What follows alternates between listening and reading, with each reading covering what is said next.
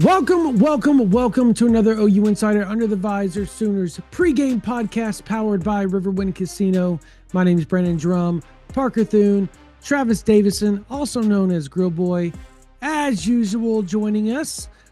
OU, number 11, traveling to number 4, Alabama, in a very pivotal SEC matchup, but also college football playoff implicated matchup, allegedly. Let's see if Oklahoma can get in there at 9-3, but that's neither here nor there just yet. But it's got a lot of ramifications, guys. Gonna be a big weekend. 2:30 kickoff. Alabama looking to,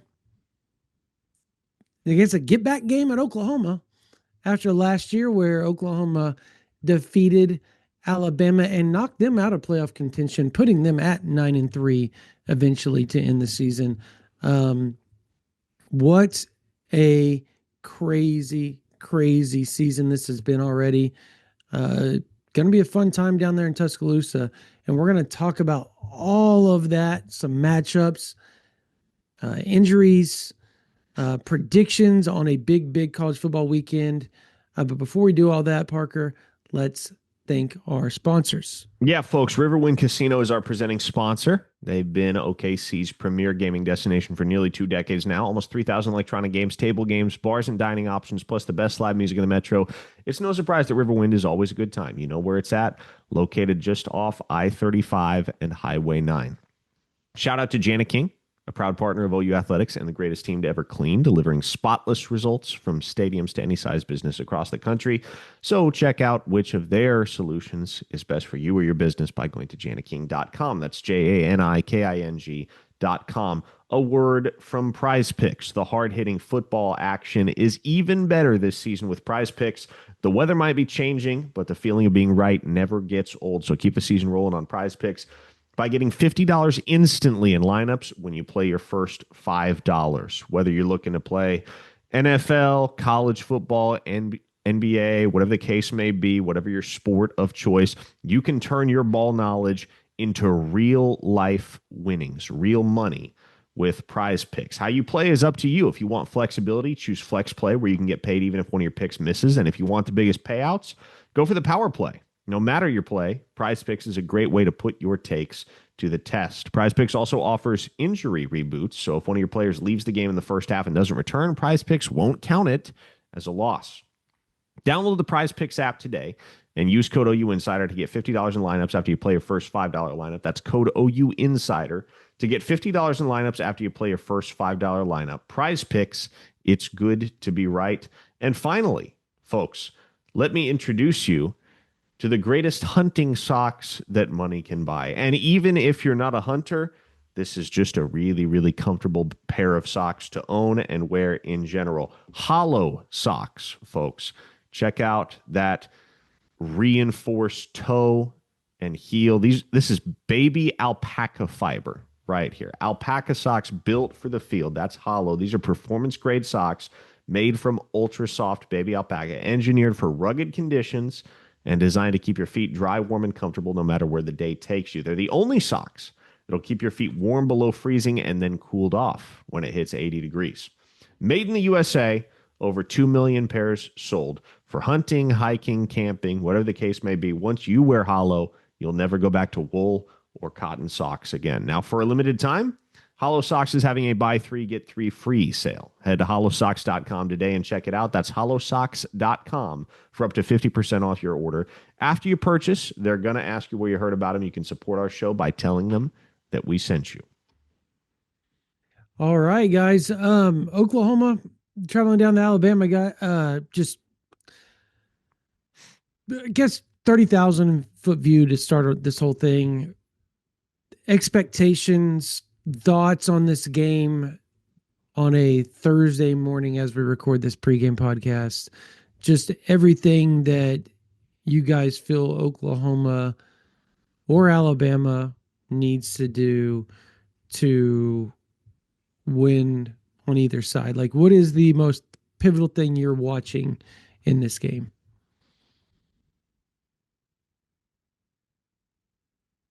Anybody? Well, I suppose I'll go. Yeah, I mean, for me, it's can the pass rush get home? I think the game obviously is going to turn on turnovers. You've got to at least be even or close to even in the turnover battle. It's going to make it significantly easier if they can turn them over two, three times, something like that. Alabama doesn't turn the ball over. Obviously, Ty Simpson only one pick on the year, so it will be a tall task. But Oklahoma has forced five turnovers in their last three games after being shut out in their first, what, 4 or 5 weeks, something like that. So obviously creating turnovers, no penalties. Stop shooting yourself in the foot with penalties. Stop the special teams penalties. Stop the illegal formation penalties. Stop the false starts. Things like that, non competitive type penalties. Stop doing that. And then, like I said, the pass rush has got to get home. When you look at what Trinidad Chambliss was able to do to Oklahoma with his legs to evade pressure, that can't happen with Ty Simpson. Ty Simpson evades pressure in a different way. He processes defenses better than anybody we've seen this year, gets the ball out extremely quickly. That's why he's got that 21 touchdowns to one interception ratio. That's why he's one of the most efficient quarterbacks in the country. That's why people have him in the Heisman race. So pass rush has to get home because you cannot give resources to the rush, leave your back end exposed, and let him pick you apart. So that's what I think. Pass rush get home. Obviously, turnovers and penalties, big deal. Yeah, no doubt. I mean, those are the keys to victory right there for Oklahoma. You got to make Ty Simpson uncomfortable. You got to get him out of rhythm, and that's been a very difficult thing to do thus far this season. Now, ever since Alabama turned in that dud against Florida State in the season opener, they've been one of the hottest teams in all of college football, and Ty Simpson has played just as well, if not better, than just about every quarterback in college football. He's right there at the forefront of the Heisman conversation alongside Fernando Mendoza and Julian Sayin. So, you're going to have to make Ty Simpson squirm a little bit. Now, does that create opportunities for turnovers? I don't know. Simpson's not a very turnover prone guy in general, but you mentioned it, Travis. If you can win the turnover battle, Oklahoma's won their last 16 when they win the turnover battle. And so that's just a very basic, very surface level key to victory. You do that, you're more than likely going to win the football game.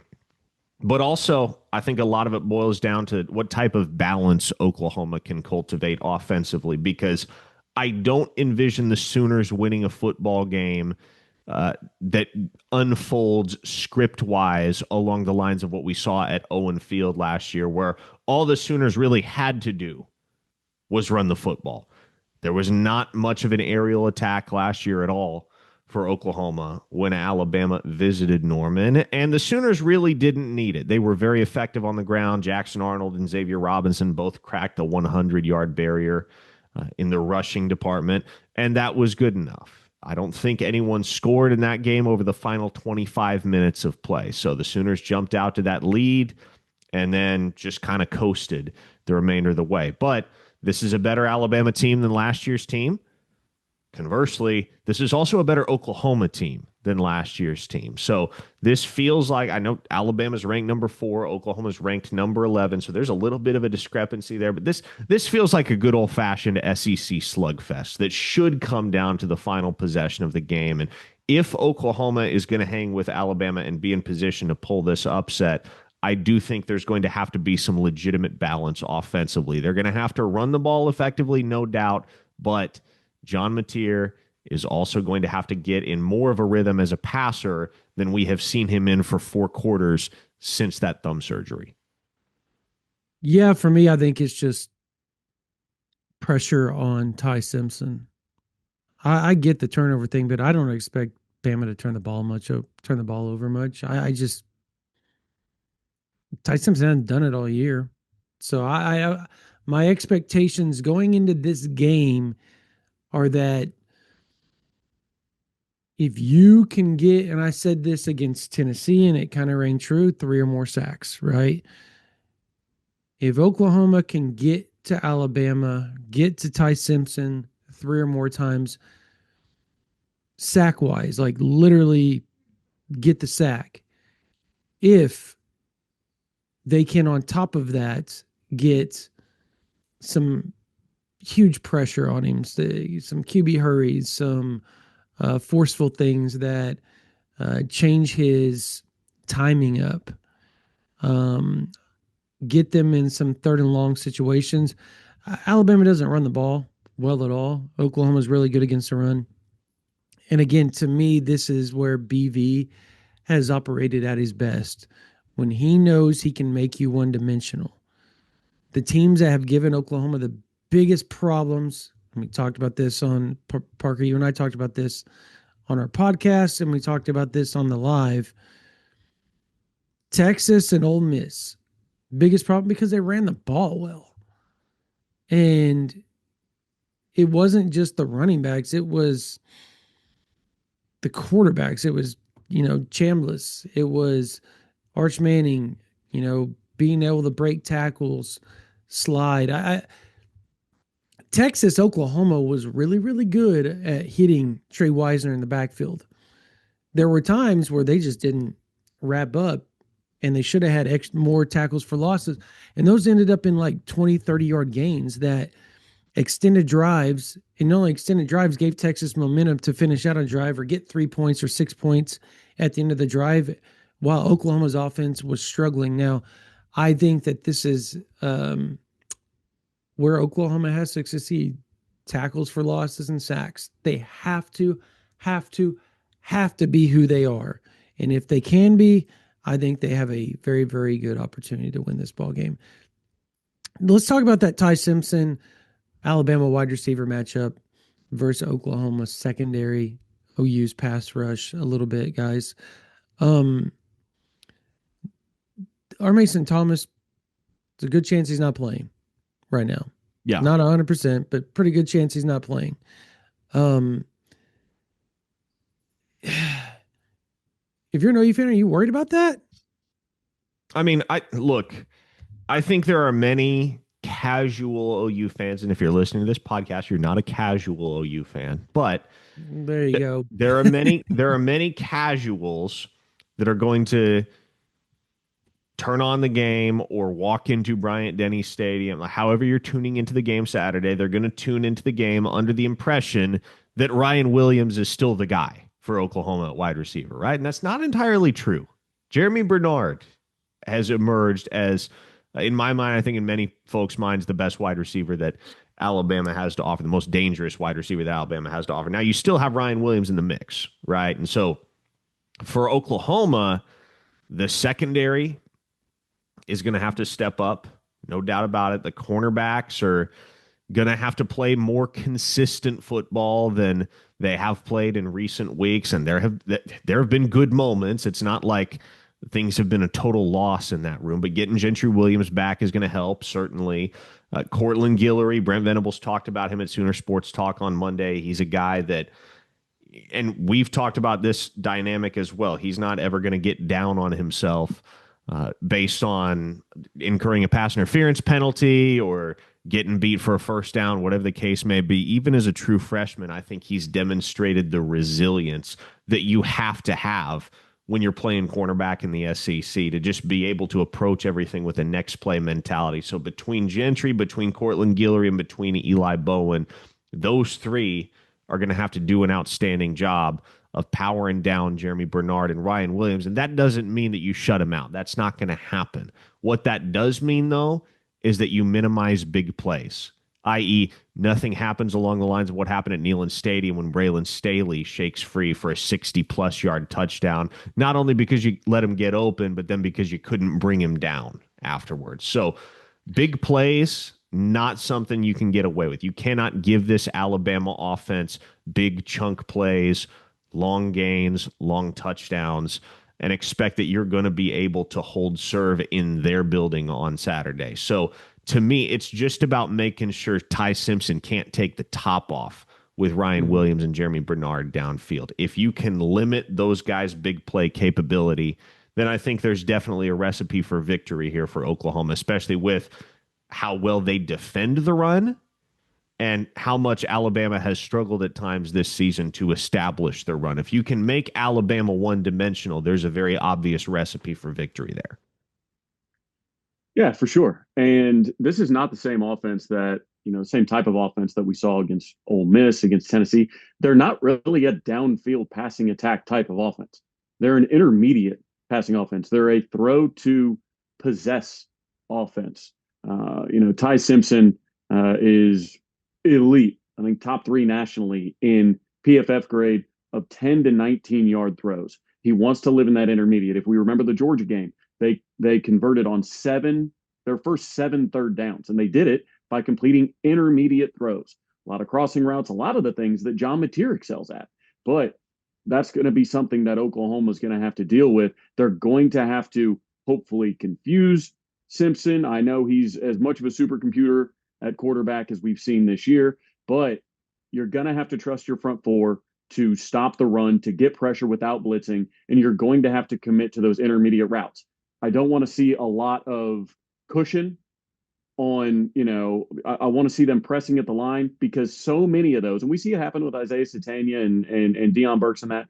Isaiah Simpson or Ty Simpson loves to just take those 3 or 4 yarders on 3rd and 2. Like you have to be able to play up on these guys. He can put it on them. He's got a quick release. He's going to have time to throw, especially those quick ones. But that's what it's going to come down to. This is not a Cam Coleman situation where you're going to have a guy running 40 yards down the field all the time, and if the quarterback can hit him, then you're screwed. Like that's not what this offense is. It's like I said, it's kind of similar to Oklahoma's offense.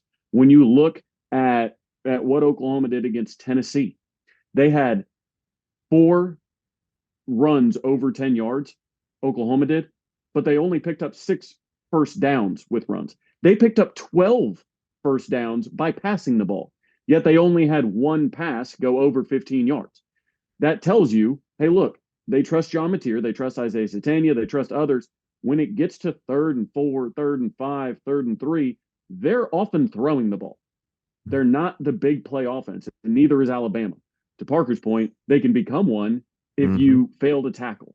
So, you've got to wrap up. You can't knock your own defender off of the receiver like we saw with Guillory and Bowen. Like you have to bring these guys to the ground. But Oklahoma is going to have to process extremely quickly, because Ryan Grubb, Ty Simpson, these guys have them dialed in on those intermediate routes, and they can just paper cut Oklahoma to death marching down the field if they want to.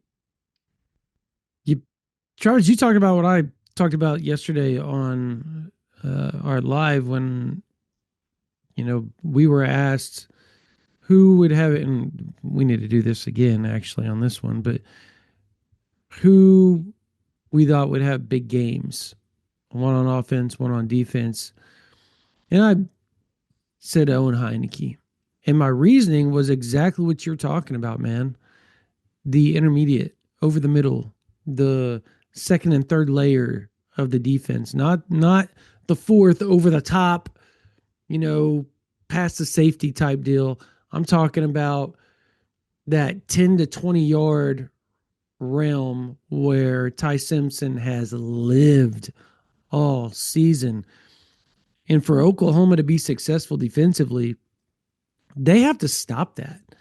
They cannot allow Ty Simpson, Bernard, Williams to be connected in those intermediate routes. You can't. Like, if you're coming across the middle, you need to cause chaos. You need to tighten those windows up. You need to do whatever you can to not let them get confidence in rolling offensively, because the second you do that with Simpson, it's over. And he hasn't had that since week 1 when Florida State caused them problems. And it wasn't his fault that they lost. It was the defense for Alabama. They weren't playing physical. And I think that in turn, with the lack of run game, Florida State made them one-dimensional, and they were able to kind of piggyback off that to a victory. And so you have to make sure that you don't allow those over-the-middle intermediate passes to take place. If you do, and like you said, and you don't wrap up, they do have big play wide receivers that can turn that into a 10-yard, into a 80-yard, 90-yard play. And that's what's scary with Alabama. And I'm looking at their stats right now. They don't have a lot of the longest pass play I believe they have is 75 yards. which is a long pass play. I'm not going to say it's not like, Mhm. but the closest one is 53 yards after that. So they're not getting a lot of big plays like you guys talked about. Though they are averaging a lot of intermediate 16.1, 14.7 yards a reception, 15 yards a reception, 11, 12, 11, 16, 20. Like that's where they live like you guys said. That is such a pivotal. That is the biggest matchup. That is the biggest matchup. How to me how the linebackers play the over the middle, how the safeties, how they can come down. I know you don't want to get caught cheating too much because then they're going to hit you over the top, which they haven't been successful. I think that's, if you want to say Ty Simpson has the biggest weakness, that's completing a deep pass. He struggled with it all season. Struggle. And people say, well, there's these, the reason is it just a few inches here, a few inches there, right? Football's a few inches. I know y'all have seen the interviews, right, this week where they've been asked that question. There's a cause and effect, though, right? Yeah. Like the reason they're missing is because their offensive line is allowing pressure a lot of times. Simpson is just a dude in the intermediate. He's an ace, man. He's going to pinpoint it. It's a lot harder to throw it 40 yards down the field when you got somebody in your face. And so that I agree 100%. That is where this is at. That is where the game is going to be played all day in Bryant-Denny Stadium. So with that, the OUD line versus the Alabama offensive line. Does OU have a big edge there like we've talked about before with Tennessee, with even Texas and even Ole Miss a little bit? They had an edge.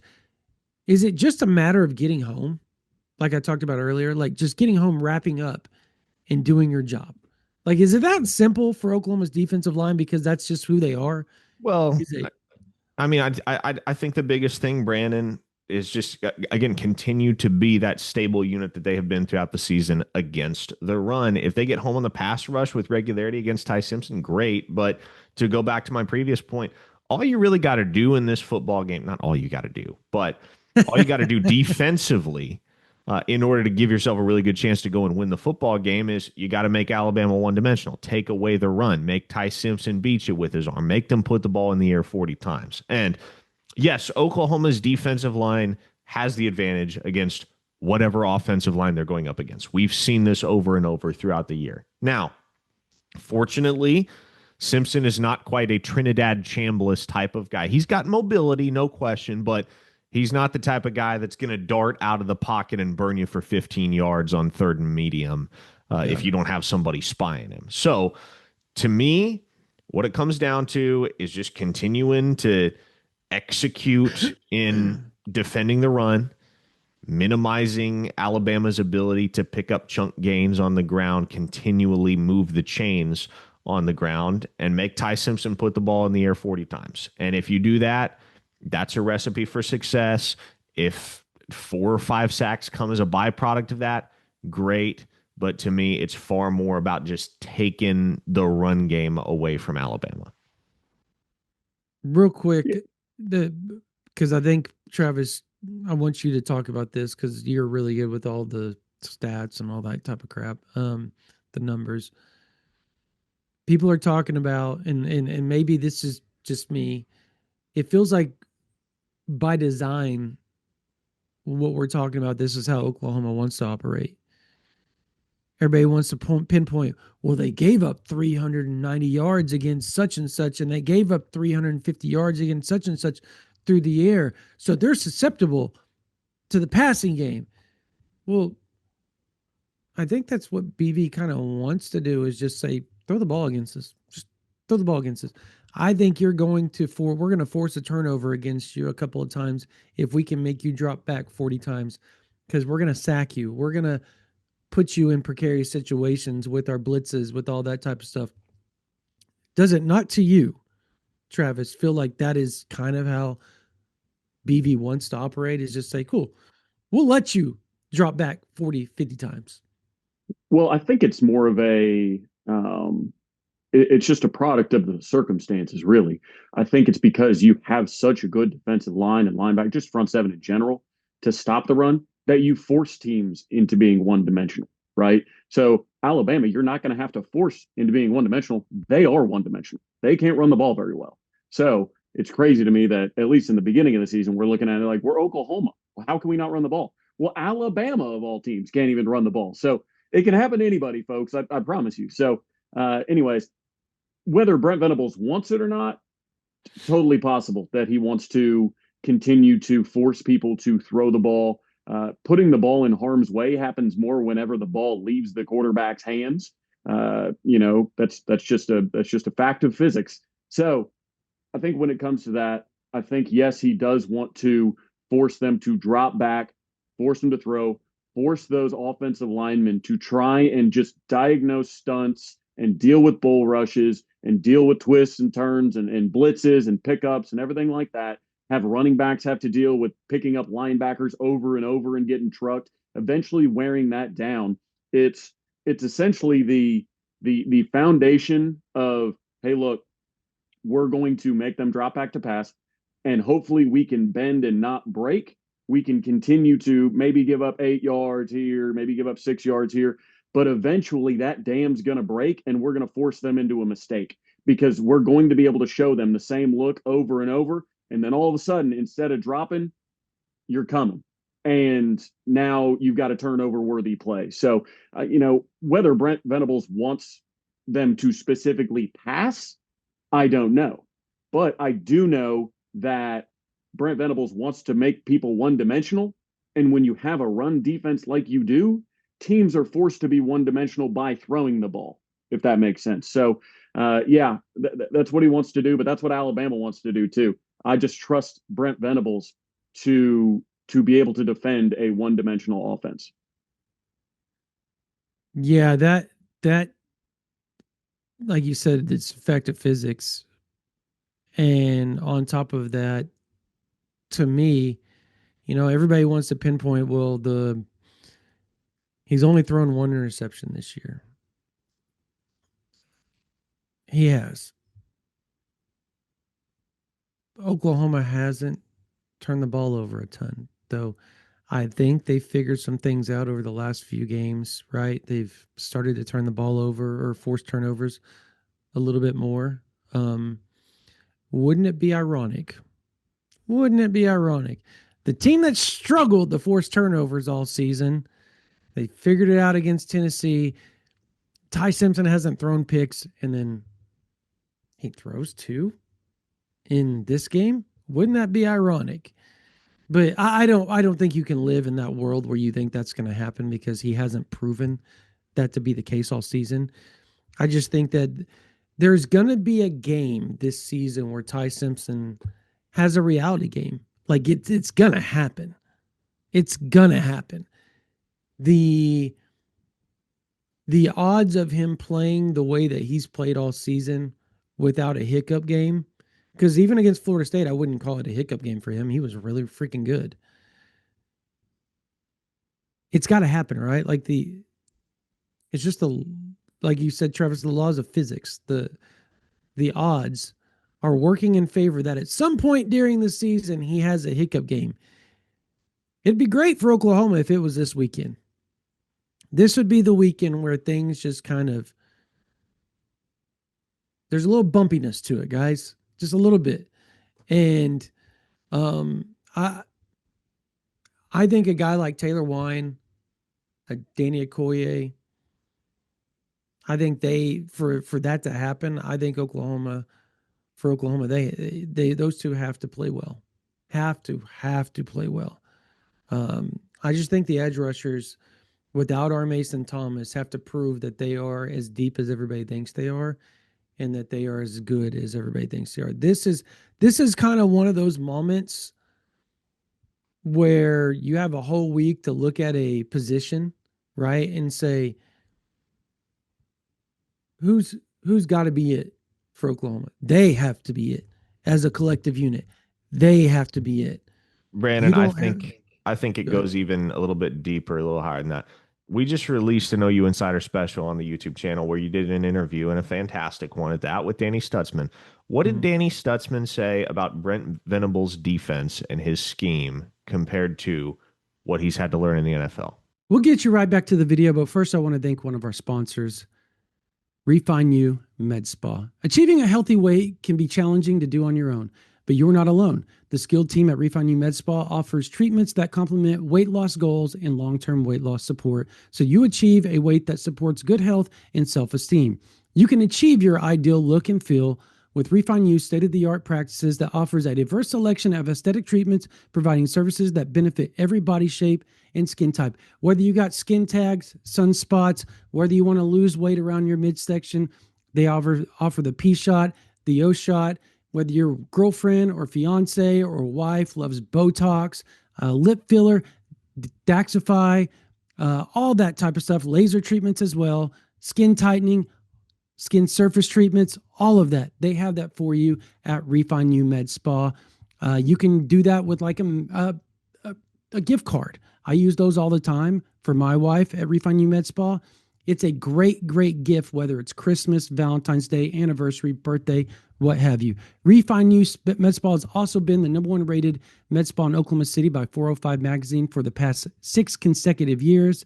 They don't sell procedures. They sell results. So make sure you give the team at Refine You a call at 405-849-5391 or go to refineyouokc.com to set up a free consultation. He called it easy in the NFL. He said Brent Venables' defense is so hard to learn. It's so vast. You're learning a new install every week. So what makes Brent Venables great is the fact that it's brand new every week.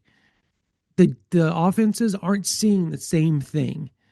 And that's what he said makes it. So he said, in the NFL, you have your calls. You get really good at those sets of calls, and that's what you do all season. And that's who you are. So he said it was so simple. So simple.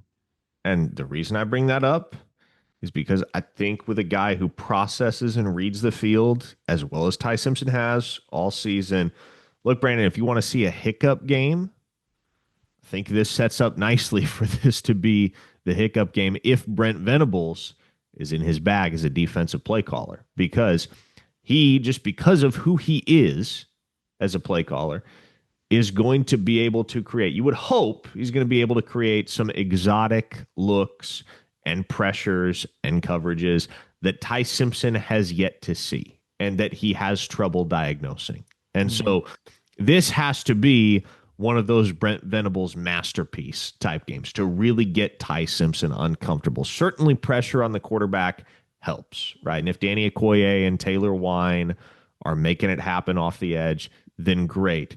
But I think the bigger thing is, man, you gotta trust that your head ball coach is still the sport's premier defensive mind, and he's going to come up with some stuff on the whiteboard this week in preparation for this game that even a guy like Ty Simpson is going to struggle to handle. So with that being said, Travis, get your answer on this because we gave ours last night. I believe Travis said, or Parker said, Jaron Kanik on offense, because I said Xavier Robinson on who needs to stand out and have a big game for OU to be successful. John Mateer was off the board because that's such an easy answer. It's obvious he, being the quarterback, has to have a big game for OU to win. Defensively, I think I said Owen Heineke. Who did you said? You said Taylor Wine, correct? I said Taylor Wine, yes. Yes, Taylor Wine. Who are the two for you? Who is offense? Who's defense? As far as who needs to stand out for OU to win this ball game? I'll say Robert Spears Jennings on defense. Alabama will go 5 wide at times. They're going to put our safeties in coverage on their very talented wide receiver core. They've got 4 wide receivers and a tight end that all have over 260 yards receiving this year. So I would say that Robert Spears Jennings in a one-on-one coverage with those wide receivers downfield in the intermediate that's going to be a big time matchup. I think we all talk about, hey, we trust Guillory and Eli Bowen and these guys. Even Peyton Bowen, no longer PBU. He now catches interceptions, which is nice. But I'm looking at Robert Spears Jennings Well played, to, sir, by the way. take that physicality to whoever's he's lined up with when Alabama does go five wide. And for the guys on offense, I think we're 40 minutes in, and I think this is the first time we're going to start talking about Oklahoma's offense. So I'm gonna go with Caden Helms. I think Caden Helms. I think he's one of the unsung heroes of Oklahoma's run game taking off like it has. Oklahoma went from not being able to run the ball against anybody, against Illinois State, against Kent State, to 3 straight games of running backs running over 100 yards a game. Not just John Mateer having to do it himself, which is what we thought early in the year. Hey, if this run game is going to do anything, it's got to be Mateer carrying the ball. Well, you've had Torrey Blaylock go for over 100, and then back-to-back games of Xavier Robinson going over 100, 192 yards on the ground. And this isn't one of those, we broke 175-yarder and ran for 110 yards on the day, so that counts. No, Oklahoma spread out their runs. It wasn't just dependent. They didn't get half the yards on one run against Tennessee. That's not how it worked. So, but a lot of that, I think, comes down to Caden Helms. He's been blocking just incredibly well. And it's interesting because obviously out of Bellevue, Nebraska, he was a jumbo wide receiver. Yep. Like he was not supposed to be the inline blocking tight end.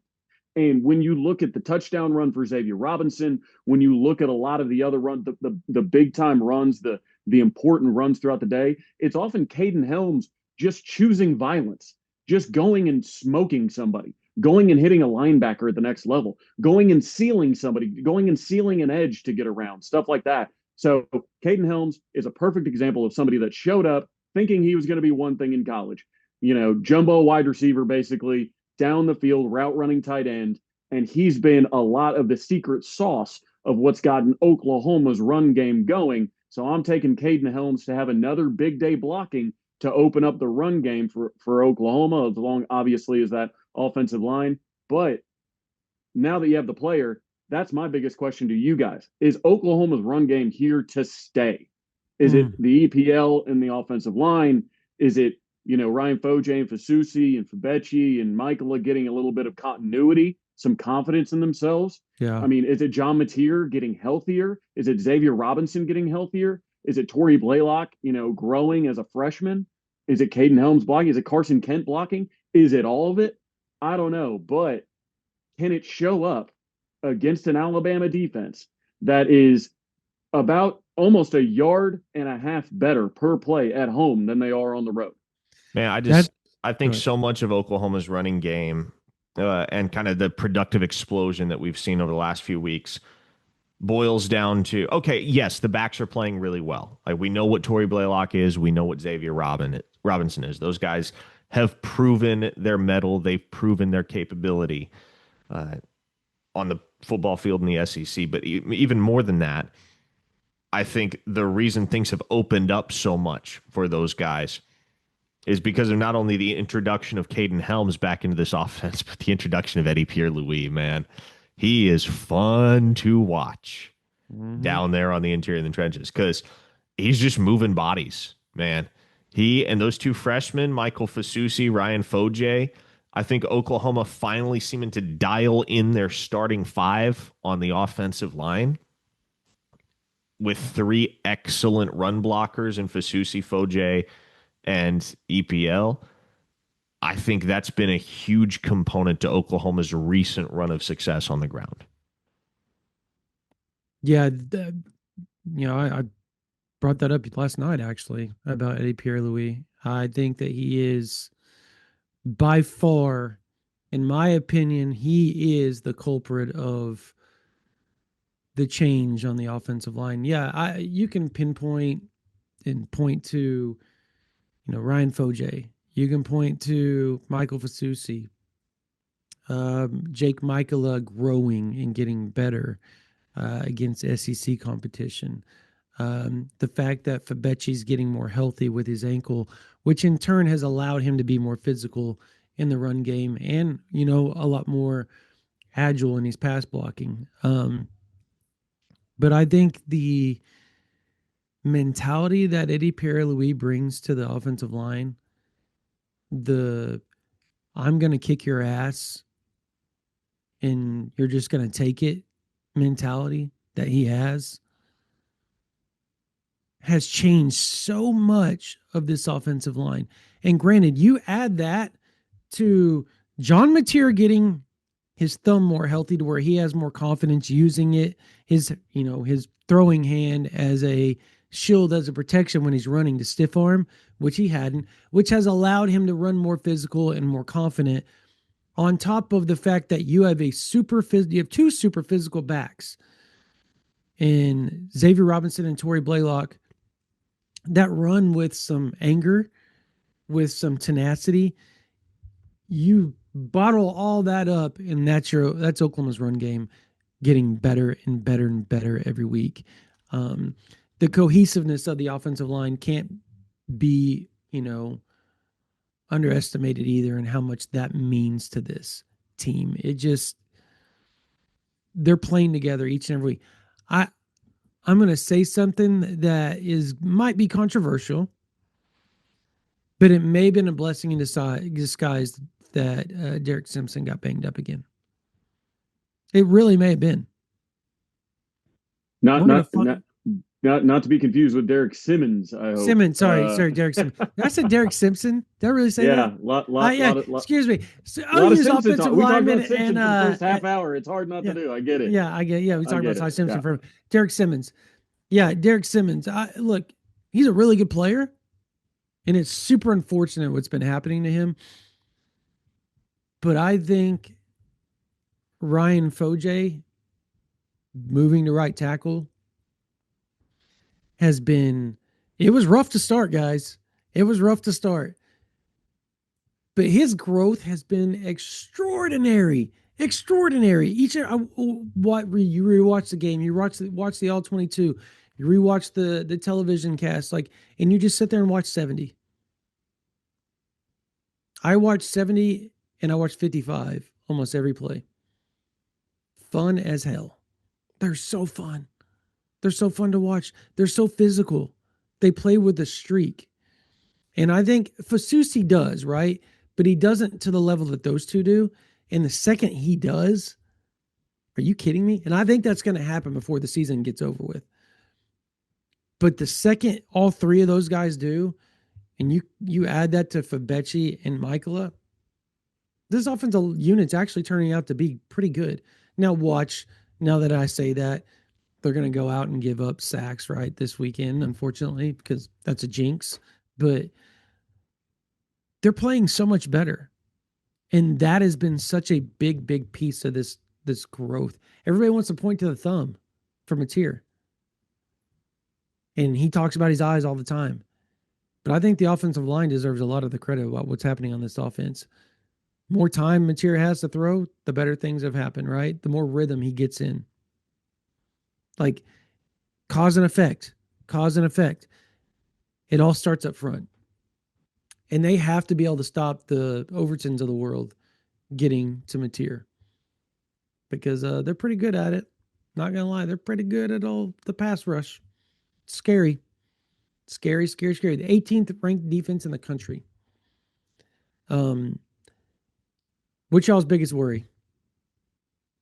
Biggest worry is John Mateer doesn't do a whole heck of a lot for Oklahoma. That is a worry. Yes. I mean, look, his second half against Tennessee was good up until the interception, right? But to me, the concern level is still there because we haven't seen enough to call it a trend yet. We haven't seen enough to conclude, okay, John Mateer is back to himself. John Mateer is back to his old ways. So my biggest concern, look, I think Oklahoma is going to be able to run the ball on the Crimson Tide, but if coming back to the theme of offensive balance, right?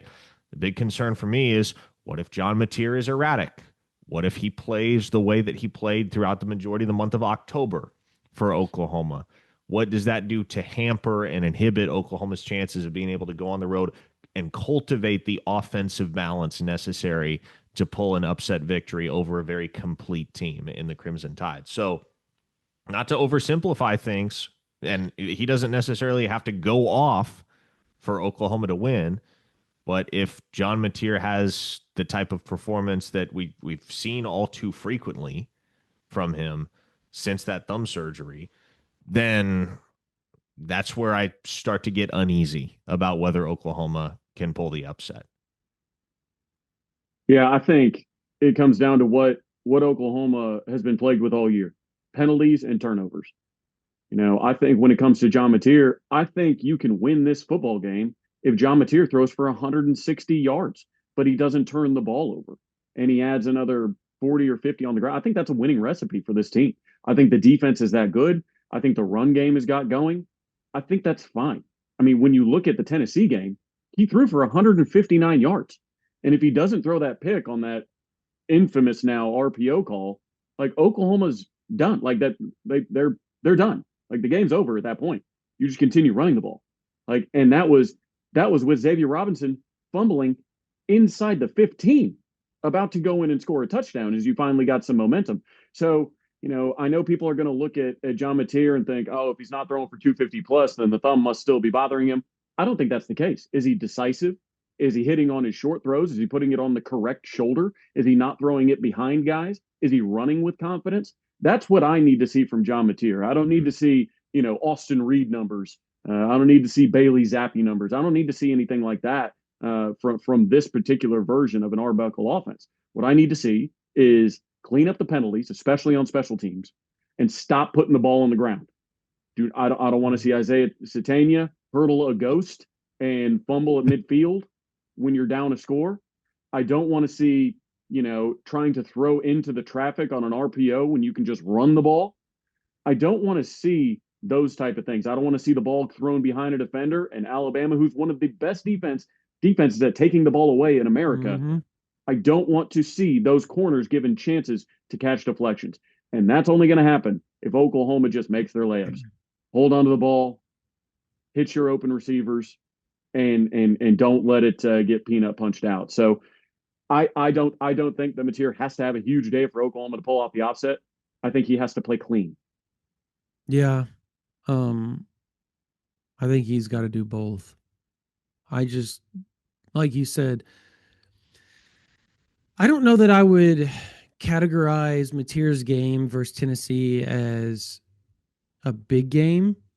I would categorize it as an efficiently really good game, particularly in the second half. Didn't turn the ball over except for that. And by the way, just to clear up things, talk to somebody that would know about that play. Just so, and yeah, they shouldn't have thrown the ball there. But at the end of the day, like if you're going off of what Tennessee was doing in that game, that was the right read. The route was ran horrible. I've had that been told from multiple people. The route was ran horrible. Mateer threw it exactly where it was supposed to be, and the dude just kind of, the route wasn't good. So I heard from two that saw the route was terrible too. My left eye and my right eye told me that the route was run terribly. It was awful. And I think Arbuckle addressed it in the presser, didn't he? When he said, "Hey, look, that's on me entirely," or one of the media. Yeah, but yeah, like, he was making up for Mateer, man. Like he was just trying to get Mateer's back because everybody was coming after Mateer, so he was going to take the blame for it. But as far as like numbers in the box, the way they were covering everything, like pulling that ball was the right read. It was just the wrong time to do it. I will always use this example. My buddy Todd Donnan, Jim Donnan's son, played quarterback at Marshall, won a national championship there, way on the top. So Todd got in trouble when he was a freshman. He was a backup, and he was on the punt team. He was the up man, and they were blowing a team out, and he was taught that if he sees a certain look and the defender is off the gunner, that he is supposed to fake that, take it, throw it to the gunner, and pick up the first down. So they're blowing a team out. Todd just sees what he's coached to do, does it, throws it to the guy, and all hell breaks loose.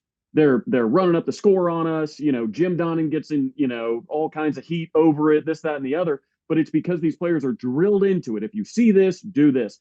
The problem with that is common sense has to grab a hold of John Mateer and of Ben Arbuckle. Ben Arbuckle has to say, hey, look, I don't care what the box says. Turn around and hand this. I don't care if they got 12 in the box. Yeah. Give the ball to your running back and throw it. So while it is the correct decision based on what John saw, it take away it's absolutely 100% the wrong decision because of time and score, for sure. Yeah, no, that's what that's what they said. I mean, right decision, wrong time. Kind of how they worded it to me. 99.9% of the time, what he did was the 100% unequivocally correct thing to do, but it was the wrong time to do it. And that's something that just can't happen. So anyways, but yeah, my point is that Tennessee, much like Alabama, like you've pointed out, Travis, both teams are really, really good at turning you over, right? Tennessee was really, really freaking good at it. Alabama's really freaking good at it. You play the way that you played against Tennessee in the second half, and you're John Mateer, Oklahoma wins that ball game. They win the ball game this weekend. I don't think they can lose a ball game if you combine that and he runs for, let's say he runs for 80 yards and throws for 220. I think that's close enough to my 250 that I think he needs to get to in 2 touchdowns for Oklahoma to be successful through the air. That you win that ball game as long as there's no turnovers added into that mix. That is my biggest worry, is that Mateer starts to try to do hero, because he does. There's like he randomly will just start trying to be the hero instead of just playing within himself and within the offense. That can't happen. And I know that's because he's a gamer, right? He's got a lot of Brett Favre in him. He's got a lot of Baker Mayfield in him. He's got a lot of that swag of, I got this, guys. I got this. Don't worry about it. I got confidence in my abilities. I can do this. Oh, crap. My bad. I'll get him next time. And then, oh, crap again. Because it's a hero where it feels like he has to make up for the mistake that he got that happened earlier. So that can't happen. He just has to play that even keel type of ball. He's got to figure out how to bubble up all his gamesmanship that he plays with, that gamer mentality, and balance it with just playing within himself mentally too. The second he does that, he's going to be insane, guys. Insane. Hey, Sooners fans, we'll get you right back to the video, but first I want to give a shout out to our sponsor, SeatGeek. With over 35 million downloads, SeatGeek is the #1 ticketing app.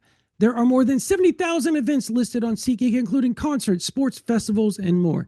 SeatGeek is also the official ticket marketplace for the Oklahoma Sooners, so all Sooners tickets on SeatGeek are authentic and secure. I love using SeatGeek. We already used it with my family to buy Oklahoma Sooners home games. We are going to use it again for Missouri and LSU. We used it for Shane Gillis earlier this season, the concert. We used it for Dave Chappelle. We used it for Oklahoma City's professional team.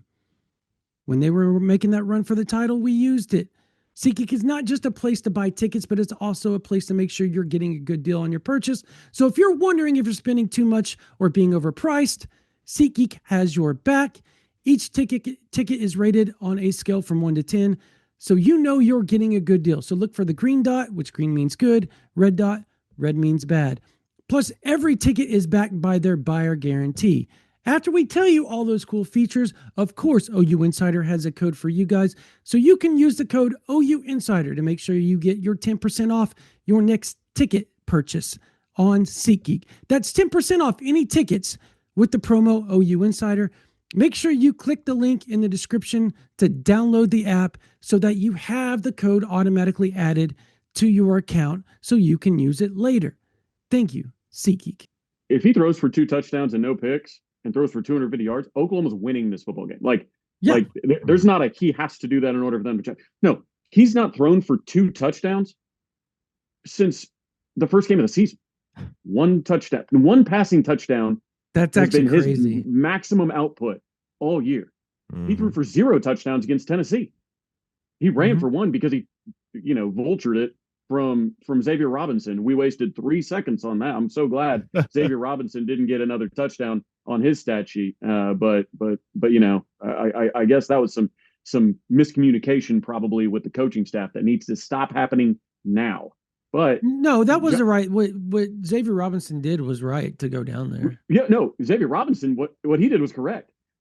Just running it in on the next play doesn't make any sense. There's a minute 44 left in the game. You drain Tennessee's timeouts. But that's neither here nor there, I suppose. True. But my thing is, John Mateer hasn't thrown over 225 yards since the Auburn game.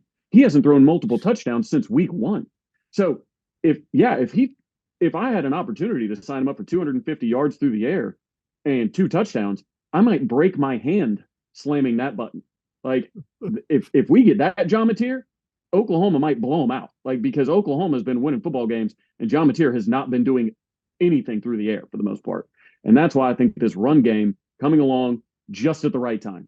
Just at the right time. Don't put it on Mateer's shoulders to try and go toe-to-toe with Ty Simpson to try and dice up Bama's defense. It ain't going to work. No, he's not ready for that yet. Next year, I would say, yeah. I think next year, I think the offense, but that's a whole other conversation. All right, guys, let's get to some picks. It is a very, very, very big weekend of college football. Lots of big games, lots of fun games. Some very, very big implication games as far as college football playoff goes.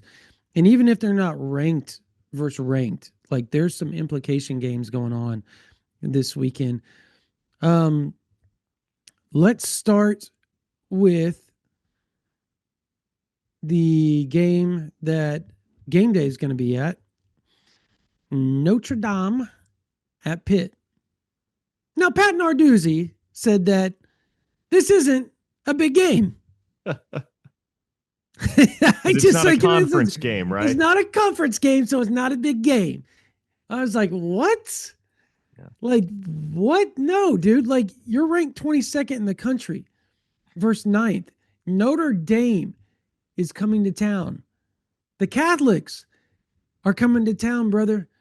Like, the national spotlight is coming to town. It's a big game. It is a big game. And Pitt has quietly gotten hot. They started 2-2. They've won 5 straight. Yep. They've got an outstanding true freshman at quarterback by the name of Mason Heinchel. But I think Notre Dame is a much better team than Pitt, a much better roster than Pitt. There's just a lot more talent on the Fighting Irish sideline than there is on the Panthers sideline. I know we had this discussion on the live last week, Brandon, about Notre Dame and their playoff case and what the eye test says. I think this is going to be one of those games where Notre Dame further asserts itself as a legit eye test playoff team and beats Pitt. I think this is a double-digit win for the Fighting Irish. I mean, when it comes to Pitt, Narduzzi's kind of right. I mean, when you look at their college football, I mean, it matters to the fans. It matters to your brand. It matters to your general season. But they ain't, I mean, their playoff hopes, it doesn't matter if they win this game or not. Nope. Because they're not getting in as an at-large. No ACC team.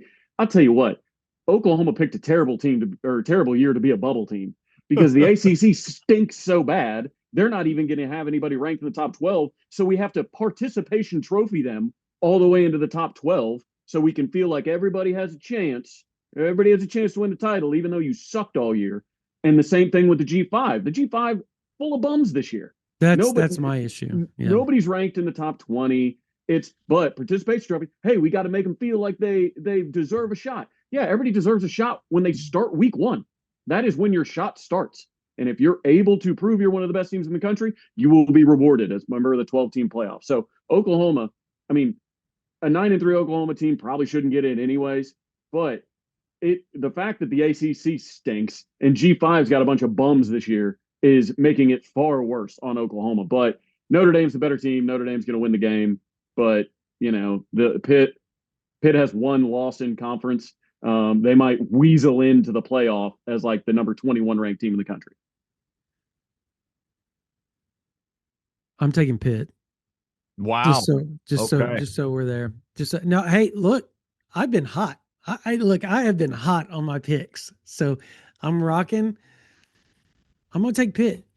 Pat Narduzzi has that game every season where Pitt upsets somebody they shouldn't beat. Every year. Think about it. Pitt is always doing that. They're always beating somebody they have no business beating every season. It it's like Christmas, man. It's coming at some point during the year. This is the time. This is the time Pat Narduzzi pulls off the upset that he hasn't really gotten to pull off this year. I don't consider the Florida State win an upset. They're better than Florida State right now. So this is it. I'm picking Pitt. I know it's an outlandish pick to some. They have a 19% chance win probability according to ESPN. But you know what? They do it every year. So I'm taking Pitt. There's got to be an upset at some point with them, and I think this is the week they pull it off. All right. Another game that's going on this week as I finally get back to pulling up the whole screen. Probably going to be a pretty boring game when you think about it because Iowa's involved, but Iowa ranked 21st at 17th ranked USC. USC still has a chance to make the playoffs, guys. Like, that's so weird. So weird. They're not that great, and yet they're still in it. They're still kind of hovering there in that they can strike. And a win versus Iowa would put Muleshoe would very much put them within striking distance. It would, but I don't think it happens.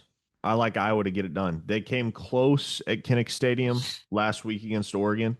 I think they go out to the Coliseum. And what have we seen in the month of November from Lincoln Riley at USC over his tenure there? November was a very strong month for Lincoln Riley when he was at Oklahoma historically. Mm-hmm.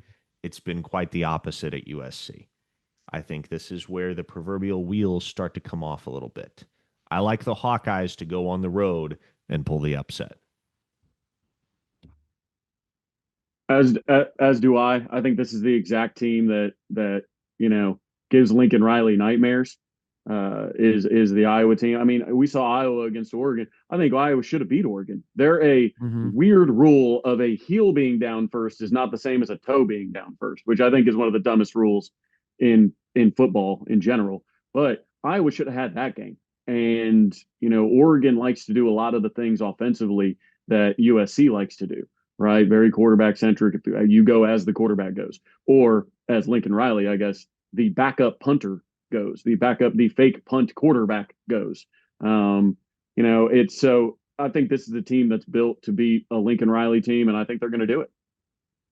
Yeah, I got Iowa as well. I just think the defense for Iowa is staunch.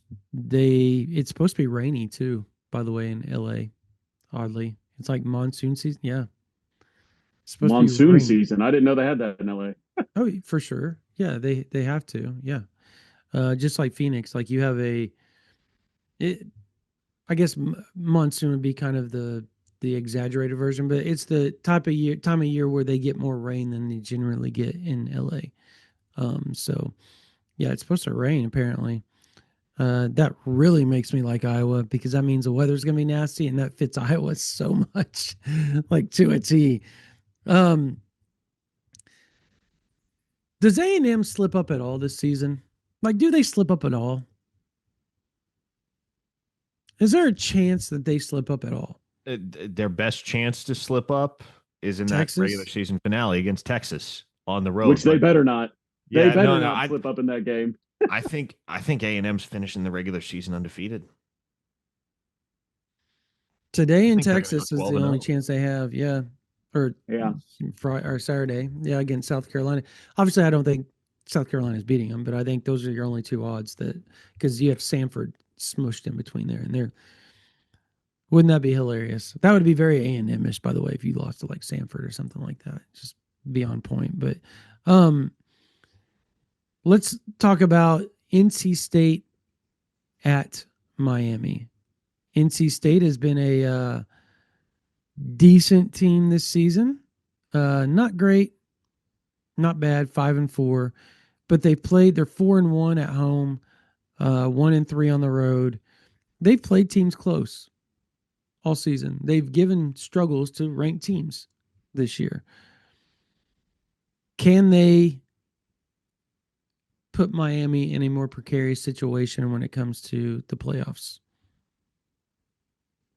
No, I think Miami wins this football game. I mean, NC State did have the upset victory over Georgia Tech very recently, but I don't think that's necessarily indicative of the type of team this actually is. You know, you rewind a couple more weeks, they got beat 36-7 by Notre Dame handily. This same Notre Dame team that Miami beat in week 1, and I am one of the major proponents of do your best to just disregard week 1 results, but I do think Miami is, well, I wouldn't say a better football team than their record shows, but I think they're a very formidable 7-2 football team that legitimately deserves to be in the top 15. They are, they're one of the best 15 teams in the sport. They've got one of the best 15 rosters in the sport, probably one of the 10 best rosters in the sport. So I like Miami to get back on track, or I should say continue getting back on track. They did get back on track with that one-sided victory over Syracuse last week, but I like them to take down NC State at home, and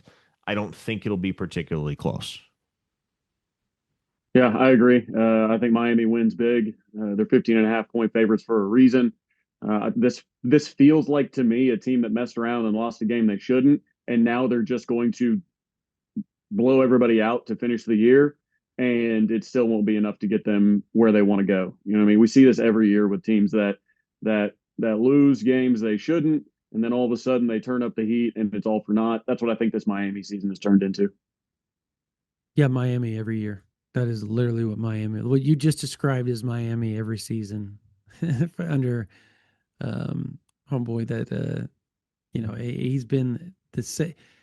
Miami has lost to somebody they shouldn't lose to. How many straight years? Like everybody talks about them being a playoff team, and they always somehow get upset. They collapse down the stretch. It's happened repeatedly. Every year. Yeah, I'm taking NC State. The one that does intrigue me because it does have playoff implications, just because Virginia is one of the top teams in the ACC. ACC is crap, by the way, just complete garbage. But they're going to Duke.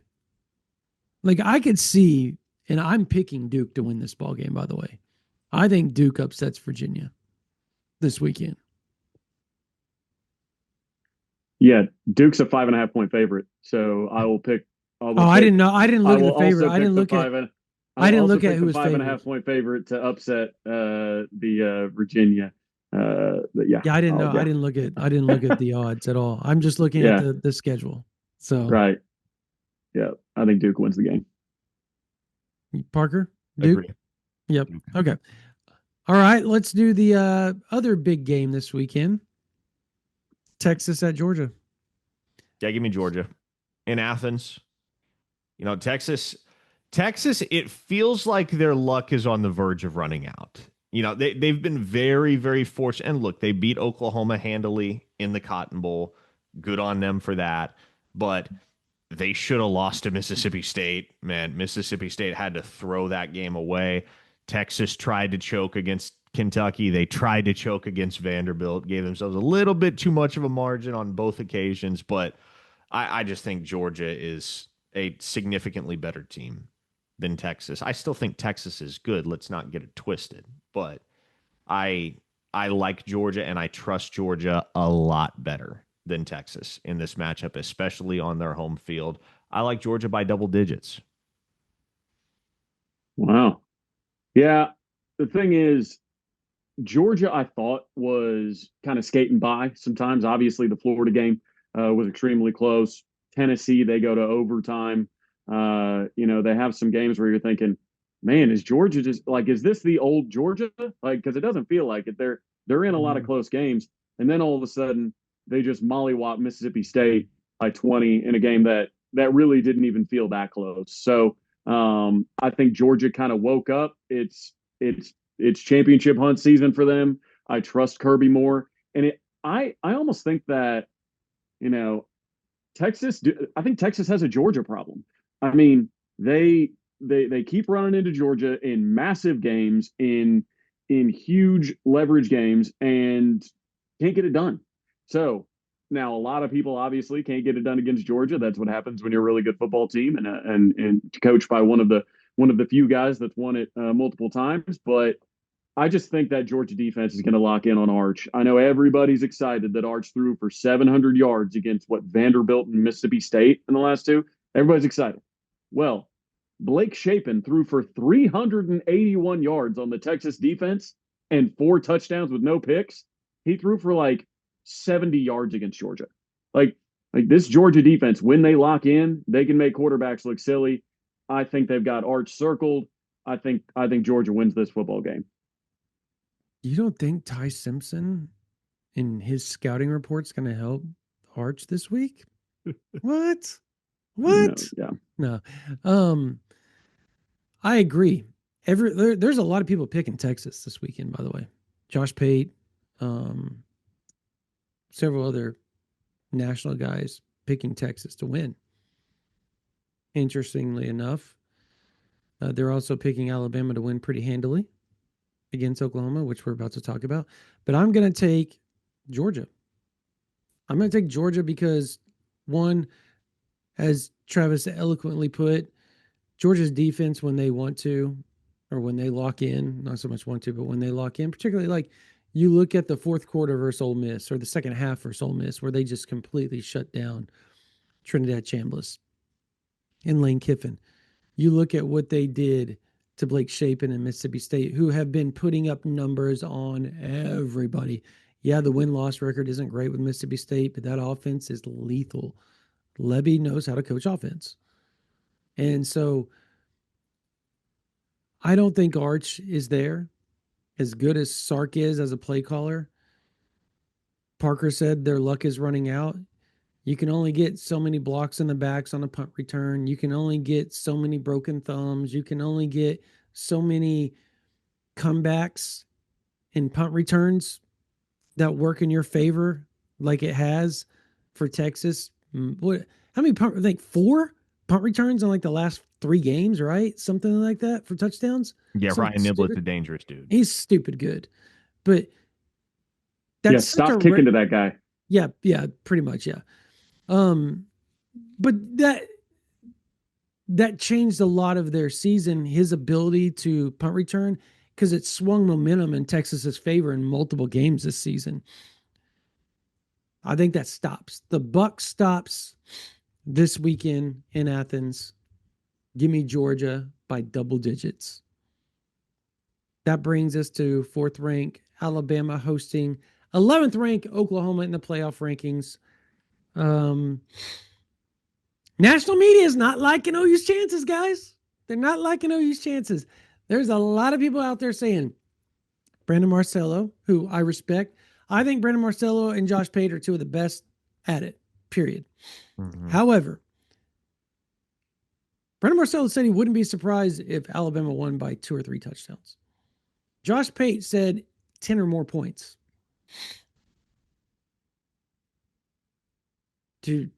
Thoughts?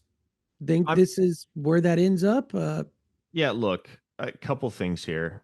One, no, I don't think the game is that lopsided. I think Oklahoma is able to keep it close. 2, I understand the rationale. Oklahoma's likely going to be without our Mason Thomas. Alabama's playing as well as anybody in the country since week 1. And 3, I truly do not think that Oklahoma needs this win in order to have a resume that is worthy of the college football playoff come Selection Sunday. I think they've already done enough that if they drop this game on the road and they turn around and they beat Missouri and LSU 9-3, I don't know that they're for sure in, but it's going to be a very, very prominent topic of conversation amongst the selection committee on Selection Sunday, because I think at that point, Oklahoma is going to have one of the stronger 9-3 resumes in the country. You're going to get the SEC bump, right? We'll see what happens with a program like Texas, what their resume looks like, whether they're able to get that split with Texas A&M and Georgia, that they need to stay afloat in the playoff race. But I do like Alabama to win this football game. Um, I think, talked about Texas kind of pushing their luck.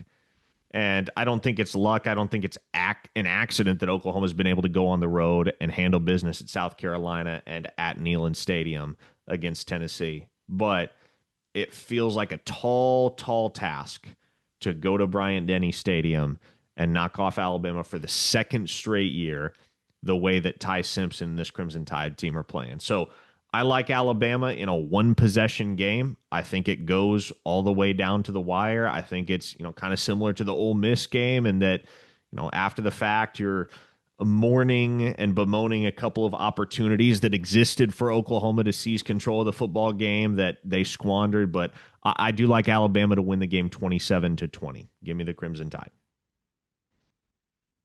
Yeah, I did pick Tennessee last week, and egg on my face, of course. I know I don't think I was the only one, but I'm ready to flip the script this week.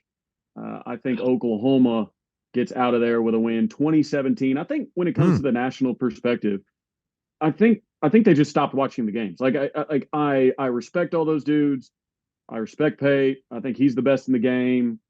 All these guys. We're still hearing that Oklahoma can't run the ball.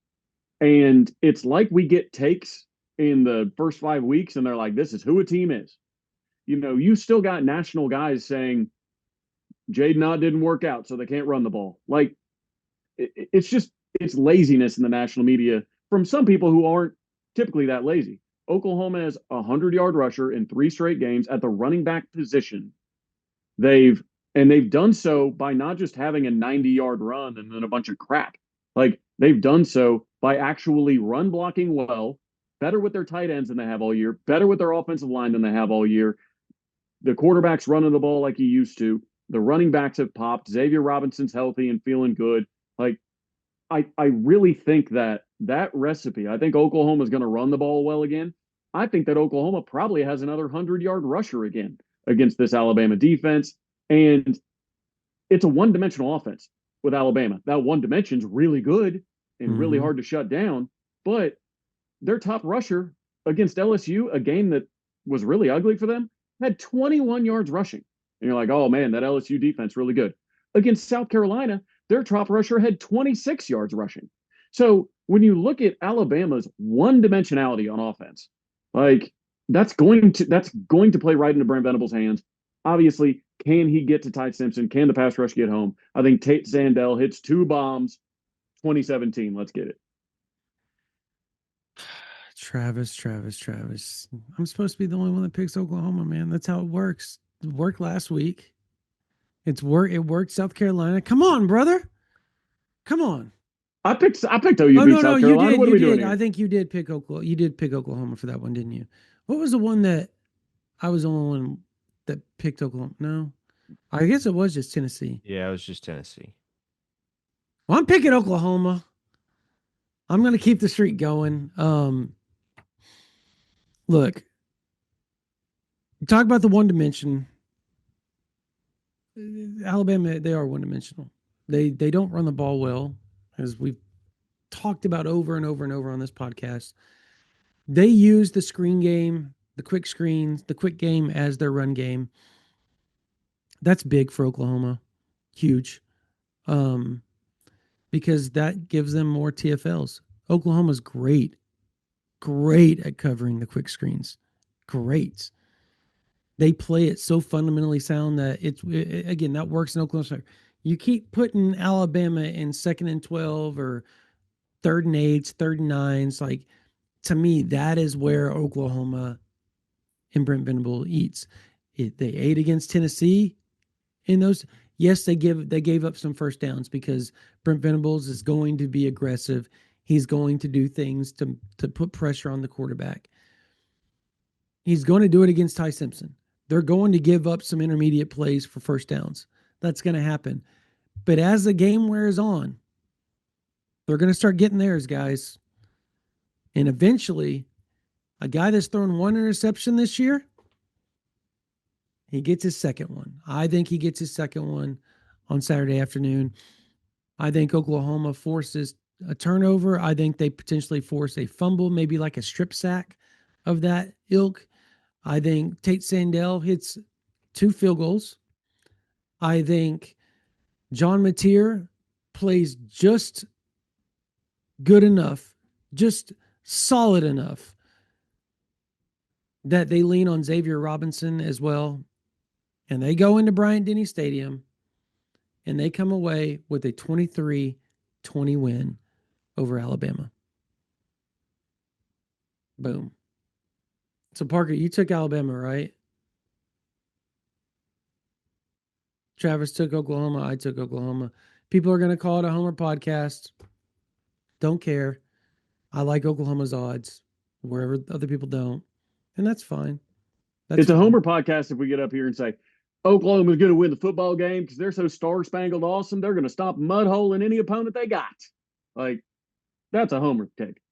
If you actually back up your take with reason, I don't think they can come at us over that. Fair enough. Fair enough. Well, that's going to do it for this version of the OU Insider Under the Visor Sooners pregame podcast powered by Riverwind Casino. If you're not subscribed to Oklahoma, OUinsider.com, make sure you type in OUinsider.com in your URL code. Make sure you just go there, sign up, $1 the first week. We'd love to have you on there. It's getting busy. Lots of recruiting information, lots of team information, all the good stuff that you see on Twitter. If you're on OU Insider, you know days in advance. Plus, you get to be around a community of just great OU fans, thousands and thousands of OU fans, talking daily, 24/7 on the Mesh Sports. Start your own threads, all that type of stuff. Talk to Parker and I. Travis is on there. He'll talk to you. So come on with it. Come on over to OUinsider.com. Subscribe to this YouTube channel. Subscribe to the podcast, whatever podcasting platform you listen to us on, whether Apple, Spotify. And yeah, that's going to do it for this version of the OU Insider Under the Visor Sooners pregame podcast, powered by Riverwind Casino. We will see you guys on the postgame podcast. For Travis Davidson, for Parker Thune. He's Travis is thundering up over there. You guys have a blessed day.